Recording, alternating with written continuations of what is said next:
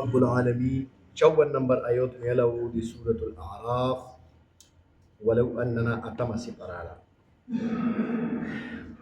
ادعوا ربكم تضرعا وخفية انه لا يحب المعتدين. توسو اخپل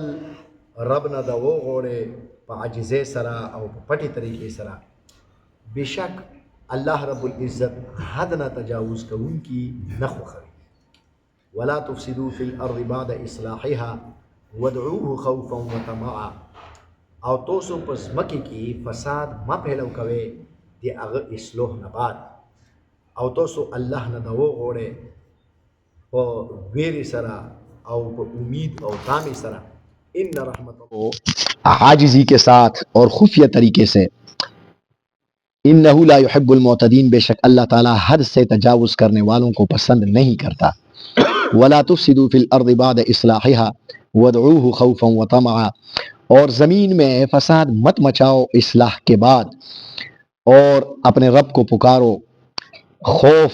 اور امید کے ساتھ. ان رحمت اللہ قریب من المحسنین، بے شک اللہ کی رحمت نیک لوگوں کے قریب ہے. ادعوا ربکم تضرعا وخفیہ. اللہ رب العزت دا څټه آیتونو کې د خپل جلال او د ځمکې پیدایش او د خپل لوی ذکر کړه ده. دیجه کې الله رب العزت اوس انسان ته دغه هدایت ورکوي څه توسو څه غوړې نو ماغې هستۍ نه غوړې څه کومه ډېره لویه هستي ده چې د ځمکې اسمانونو پیدا کوونکې ده. چنانچه الله رب العزت فرمایي چې توسو خپل رب نه د وغوړئ عاجزۍ او په پټې طریقې سره. اوس ادعو د دې یوه معنا ده د وغوښتل او یوه معنا یې ده عبادت کول. نو که د وغوښتل وي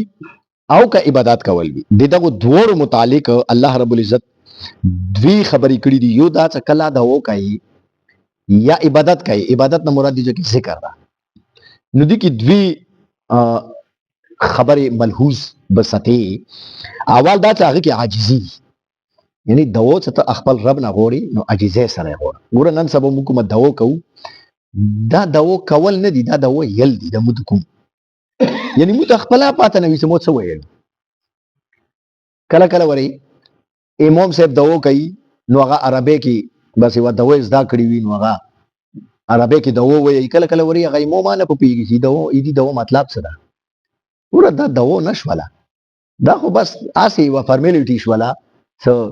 یوه رټه رټایه ټکه شوله. دو مطلب دا شاید دا چې د خپل زړه مراد ته الله نه وګوره. نو دو کې چې کوم دا کنه اندان منه ذکر ده، هغه ذکر چې کوم دا کنه هغه کې عاجزي پکار ده. دویمه هغه ورکې دغه ده څه خفیه، دو څه کوي الله نه پټه غواړه. چنانچه علماء کرام فرمایي څه په دو کې پټه غوښتل دغه بهتر ده. هسې خو هر د هر شي خپله موقع وي. کله کله ورې داسې موقع راشي چې په جواته باندې غوښتل افضل وي، کله داسې موقع راشي چې په پټه باندې غوښتل افضل وي. خو په پټه باندې غوښتل دا دی آیات نه دا ثابت کیږي چې په دو الله نه په پټې طریقې غوښتل پکار دي. صرف هغه موقعو کې چې کومو موقعو کې حضور اکرم صلی الله علیه وسلم موږ ته دا ښیلي دي چې یاره په جهر سره تاسو ذکر کوئ یا دعا کوئ، نو هغې موقع کې به موږ جهر سره کوو. لکه اوس فرض کیا اذان ده، موږ ته شریعت دا ویلي دي چې اذان چې کوم ده هغه تاسو په جهر سره کوئ. همدارنګه تکبیر ده، دا شریعت موږ ته ویلي دي چې جهر سره تاسو دغه تکبیر کوئ. المنځونو کې کوم المنځونه داسې دي لکه د سبعي، د ماښام، د ماسخوتن، هغه کې دا حکم ده چې په جهر سره تلاوت کوئ. نو چې کوم ځای کې د جهر حکم ده نو هغه ځای کې به جهر سره کوي. نو عام حالاتو کې هغه خفیه طریقې سره پټې طریقې سره کول پکار دي. چنانچه یو حدیث شریف مولانا مفتی شفیع صاحب رحمت الله علیه ذکر کړی ده، نور مفسرینو ذکر کړی ده. چنانچه پیغمبر علیه السلام فرمایي چې خیر الذکر الخفی وخیر الرزق ما یکفی. بهترین ذکر هغه ده چې هغه په پټې طریقې، او بهترین روزي هغه ده چې هغه دوره وي چې تو ته کافي شي. نو بهترین رزق چې کوم دا کنه هغه انداغه ده. همدارنګه دیجه کې علماء کرام د امین بالجهر ذکر کړه دا. چنانچه امام ابو حنیفه رحمت الله علیه دا فرمایي چې په المنځ کې امام څه کله المنځ کې ولا ضالین وایي نو مقتدیانو ته پکور ده چې هغه امین وایي خو په پټې طریقې سره. امام شافعي رحمت الله علیه فرمایي چې نه دا امین سکون دا کنه دا پسرا پیل پکور دي. چنانچه حرم شریف کې ولیدلی تاسو ولیدلی ځنه خلک سکون دا امین تیز یای او پنجاب کې د اهل حدیث سکون دی هغه امین جهر سره یای. نو امام شافعي رحمت الله علیه هغه امین سکون دا کنه هغه جهر سره یای. خدا صرف د افضلیت او د غیر افضلیت بحث تا څه کني امین جهر سره یل افضل دی او که په پټه یل افضل دی. د حرام او د حلال اختلاف نه ده ځای جایز ده کنه جایز ده حلال ده که حرام ده دا ټکا ورکه نشته ده. خو علامه فخر الدین رازی رحمت الله علیه هغه د امام شافعي رحمت الله علیه په مسلک ته هغه کوم تفسیر کبیر لیکل ده نو هغه په خپل د امام شافعي رحمت الله علیه مسلک باندې ده. خو هغه نه باوجود هغه د امام ابو حنیفه رحمت الله علیه دی ځوی کې هغه فرمایي چې د امام ابو حنیفه رحمت الله علیه خبره صحیح ده د امین ورویل پکور دی. ویلي چې امین کې دوه حیثیتونه دي یا امین دعوا ده او یا امین چې کوم دا کنه دا د الله نامه ده نو بیا ذکر شو نو یا خو ذکر ده یا چې کوم د دعوا ده که دعوا وي خو دې ځکه الله رب العزت فرمایلی چې ودعوا ربکم تضرعا وخفیا دعوا تاسو په پټه کوي وروي کوي. کچيري امین دعوا شي نو بیا یا حکم دا د پټه به کوي او که ذکر شي نو ذکر متعلق الله رب العزت بل ځکه فرمایلی چې واذكر ربک فی نفسک تضرعا وخفیا. ته تاسو چې کوم دا کنه چې الله ذکر څه کوي نو هغه پټ کوي. چنانچه ایوی موکی کی چکم دا کنه غالبا غزوه خیبر کې صحابه کرام زیاتن اجمعین چکم دا کنه ایوی دسي هغه کې روان یو تنګي کې روان تنګای غنیو نو هغه جو کې صحابه کرام ډیر پزرا په ذکر او لا اله الا الله شروع کړل. نو حضور اکرم صلی الله علیه وسلم ورته فرمایلو چې ارفقوا علی انفسکم خپل ځون باندې رحم وکړئ انکم لا تدعون اصما ولا غائبا. تاسو دسه هسته ته نه لګیا چې هغه ګونګ دا یا څو په غیګو کون دا یا غایب دا سره شتونه. نو مطلب دا شاید څه کني ورو ذکر کوي څه ضرورت تیز ذکر کوي. نو خبره دا شاید څه الله رب العزت اوس دې کې دا فرمایلی دي چې تاسو د الله ذکر کوي او کا دعو کوي نو زړه کې کوي ورو کوي څه د تو او د الله مانس کې کوم راز او نیاز ولا خبرې دي هغه ته په پټه طریقې سره خپل رب ته پیش کې سړی کله کله وری وانی خبره دسی وي چې هغه پزرا په نشي کوي الله ته ورو ونی وای یا الله مو دا ارمان دا مو خواهش دا مو ته دا راپورا انه لا يحب المعتدين. بشک الله رب العزت حد نه تجاوز کوونکی نه خوخل. اوس دا څه مطلب د حد نه تجاوز کوونکی فرمایي چې حد نه تجاوز کوونکی دي ته یي ست په داو کې غیر ضروری شرطونه ولګوي. حد نه تجاوز یو خدا کا شو ست په داو کې غیر ضروری شرطونه لګوي. چنانچه روایتونو کې راځي حضرت عبد الله ابن مغفل رضی الله تعالی عنہ دا یو صحابي ده یو پر دی خپل زوای ولیدلو نو خپل ایدی زوی دوا وکړه چې یا رب العزت موتا په جنت کې یو تک سپین محل روکي چې هغه د جنت په خي طرف کې وي یعنی یو وایټ هاوس را تروکي سپین محل ته وایټ هاوس نه نو یا الله یو وایټ هاوس را تروکي چې هغه جنت کې ده خي طرف ته وي. نو حضرت عبد الله ابن مغفل رضی الله تعالی عنہ ورته فرمایلو چې داسې دوا ما غوړه چې تا ورکه شرطونه لګای چې سپین محل کو شپ بس الله لا سمپل دوا غوړه یا الله مو ته جنت را نصیب کی. نو مطلب دا شاید چې دا ورکه نه دی یل پکور چې ته اوس خدای پوکنا دوا غوړه چې یا الله مو ته یو تک سپین لند کروزر خرو کی نو الله نه دا غوړه چې یا الله مو روزه کې برکات وچوي کی بس روزه کې د برکات وچوي کی مګه کې بخده په ګوډ یاد کی مګه کې بخده په کورونه دیر کی ارڅ به د دیر کی نو شرطونه ورکه ما لګوا یو غیر ضروري شرطونه داغه هغه کې راځي او دویم حد نه تجاوز داغه د یو مسلمان دی لپاره تخیرا کوي. یو مسلمان دی لپاره بلا جواز هغه ته سره ظلم نه دا کړه زیاتای نه دا کړه او ته بلا جواز هغه ته دعا او خیری کوي نو داغه هغه کې رچی حد نه تجاوز کې رچی. او دریام دا ست یو دسي دو الله نه غوړي چې هغه د نور خلکو د لپاره نقصان دي.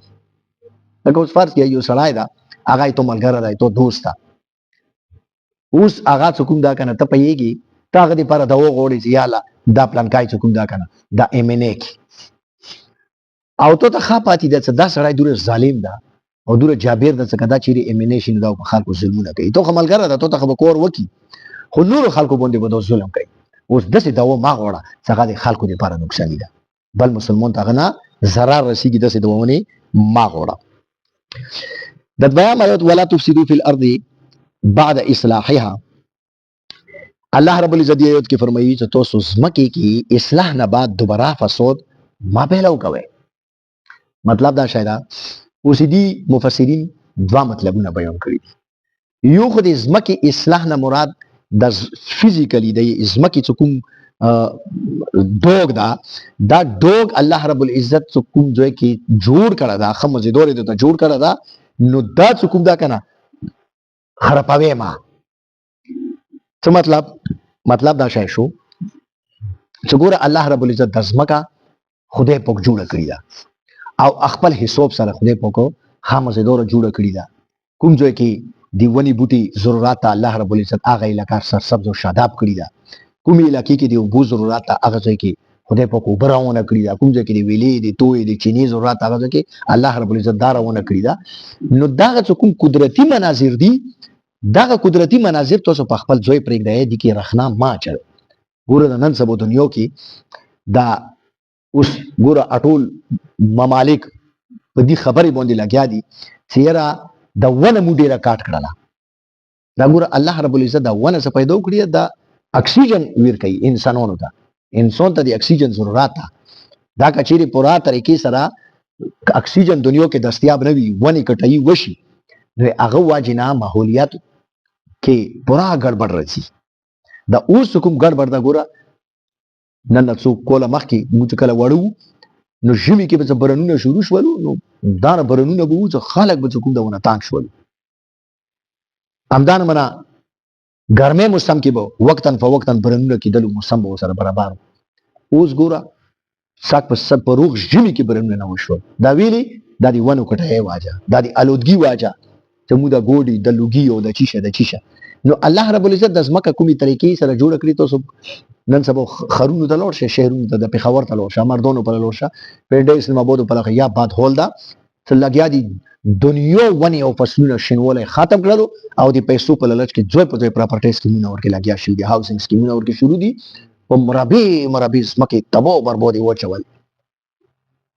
هغه وبڅ کوم لیارو باندې تلا کومي الګاډي وي کومي خوړې وي هغه کې هاوسینګ سکیمونه جوړ شول هغه خوړو ته وځ ځایونه شتونه او وبڅ کله روشي کله په شهري وی حصے منی وخیږي د کورونه روغ هغه نه ډاک نو خبره دا شاید یو خو ځنه مفسرین فرمایي چې اصلاح نه مراد د دې د زمکه د ډوګ خرابول مراد دې دا ډوګ ما خراباوي کومي طریقې سره الله رب العزت ته جوړ دا باغی طریقې سره یې پرېږ دی دویم ځنه فرمایي علماء کرام فرمایي چې مراد دینا روحاني طور باندې خرابول مراد دي یعنی تاسو زمکه کې الله رب العزت انبیاء کرام علیهم الصلوۃ والسلام راوستولو کتابونه روحاني الله رب العزت آسماني کتابونه راوستولو د انسان هدایت لپاره د زمکه کې انبیاء کرام علیهم الصلوۃ والسلام امن راوستلو فساد ختم کړل نو تاسو دوباره فساد ورکې ما مچاو کوي ته تاسو خپل منځو کې جنگ جګړې کوي قتل او غارتګيري کوي سودونه ورکې کوي حرام خوري ورکې کوي رشوت بازاري ورکې کوي ملاوټ ورکې کوي دا د زمکه فساد ده دا ما کوي ودعوه خوفا وطمعا او تاسو کوم دا کنه الله رب العزت نه داو خوف او امید سره کوي مطلب دا شاید څه کله عبادت کوي دی الله ذکر کوي الله نه داو غوړي نو څه تو کې دوا صفاتونه درکوي یو ډور یو امید مطلب دا شاید څه کله ته عبادت کوي نو په دې خبریا ډارېګا چې الله ډېر احکام الحاکمین دا ډېر لو زوت هستی دا مو دا عبادت خو کوم دا د حکومت منه عبادت وکړه الله تب قبول اوی کنه به قبول نو په دې خبره ډارېګا وطمع امید اساته یار الله رب العزت ډېر غفور رحیم دا الله رب العزت تیمو عبادتونو سره ضرورت نه شته بس جیسا تیسا مو باندې الله رب العزت فریضه عاید کړی دا زبدا فریضه ادا کوم الله نو امید لرم چې ان شاء الله قبول وکړي نو دې درمیان کې چې تو کیفیت وي الله دې موږ ته نیک عمل توفیق نصیب کړي